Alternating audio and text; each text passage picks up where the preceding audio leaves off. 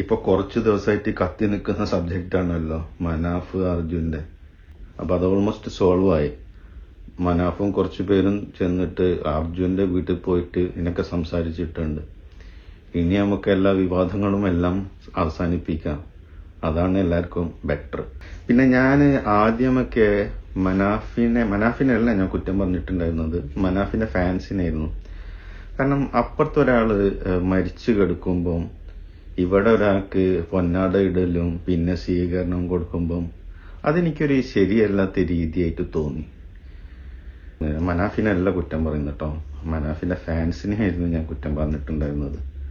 പൊന്നാടന്റെയും സ്വീകരണത്തിന്റെ ഒക്കെ കാര്യം പറഞ്ഞപ്പോൾ എനിക്ക് പെട്ടെന്ന് ഓർമ്മ വന്നത് വയനാടിലാണ്. വയനാട്ടിൽ ഒരാളല്ല മരിച്ചത്, ഒരുപാട് പേര്, 500-ൽ പരം ആൾക്കാർ മരിച്ചിട്ടുണ്ട്. അവിടെയൊക്കെ രാവും പകലും ഒരു വിശ്രമമില്ലാതെ കുറെ നാട്ടുകാരും കുറെ ആൾക്കാർ രക്ഷാപ്രവർത്തനമായിട്ട് ഇറങ്ങിയിട്ടുണ്ട്. അവരാരും നമ്മൾ ഇതുവരെ പൊന്നാട ഇടാനോ അതുപോലെ സ്വീകരണത്തിനോ ഇതുവരെ ക്ഷണിച്ചിട്ടില്ല. അതുകൊണ്ടായിരുന്നു ഞാൻ ഫാൻസിനെതിരെ ആദ്യമൊക്കെ സംസാരിച്ചത്. പിന്നെ ഇതിന്റെ പുറകിൽ കുറെ രാഷ്ട്രീയക്കാർ കളിച്ചു. അവർ കേവലം വോട്ടിന് വേണ്ടിയിട്ട് ഹിന്ദു മുസ്ലിം എന്നൊരു പ്രശ്നം ഉണ്ടാക്കണം, അവർക്ക് അതാണ് വേണ്ടത്. അതിങ്ങനെ സോഷ്യൽ മീഡിയയിൽ ഇങ്ങനെ കത്തിക്കണം, അതിനു വേണ്ടിയിട്ട് അവർ കളിച്ച്. ഇതിൽ ഞാൻ ഒരിക്കലും അർജുന്റെ കുടുംബക്കാരെ കുറ്റം പറയില്ല കേട്ടോ. കാരണം ഇതൊക്കെ രാഷ്ട്രീയക്കാരെ കളിയാണ്, അവരുടെ പിന്നിൽ കളിച്ച രാഷ്ട്രീയക്കാരുടെ കളിയാണ്.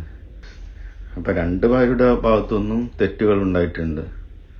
മനാഫിന്റെ ഭാഗത്തു നിന്നുള്ള തെറ്റ് എന്ന് പറഞ്ഞു കഴിഞ്ഞാൽ ഇങ്ങനെ ഒരു പൊന്നാട ഇടലും ഇങ്ങനെ എന്തെങ്കിലും കാര്യങ്ങൾ ഉണ്ടാകുമ്പോൾ മനാഫ് പറയണമായിരുന്നു, അത് ഞാൻ വരുന്നില്ല, അത് ചെയ്യുന്നത് ശരിയല്ല, എന്തായാലും ഒരുപാട് നന്ദിയുണ്ടെന്ന് മനാഫ് അങ്ങനെ അവിടെ പറഞ്ഞിട്ട് അവിടെ അത് അവസാനിപ്പിക്കുകയായിരുന്നു.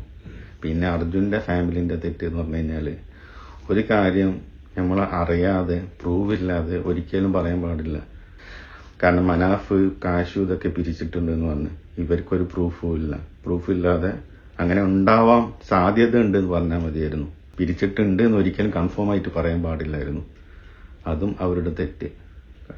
പിന്നെ എല്ലാ മനുഷ്യന്മാരും അത്ര 100% പെർഫെക്റ്റ് ഒന്നും ആവില്ല. അപ്പൊ നമുക്ക് ഈ വിവാദങ്ങളും ഇതെല്ലാം ഇവിടെ അവസാനിപ്പിക്കാം. ഓൾറെഡി അവർ രണ്ട് കുടുംബങ്ങളും സംസാരിച്ച് അത് സോൾവ് ആക്കി കഴിഞ്ഞു, അതവിടെ സോൾവ് ആയി കഴിഞ്ഞു. ഇനി ഇതിന്റെ പേരിൽ വെറുതെ അങ്ങോട്ടും ഇങ്ങോട്ടും ഒരു വിവാദം ഉണ്ടാക്കാത്തതാണ് ഏറ്റവും ബെറ്റർ. എല്ലാവരും നന്നായിരിക്കട്ടെ. Okay, by.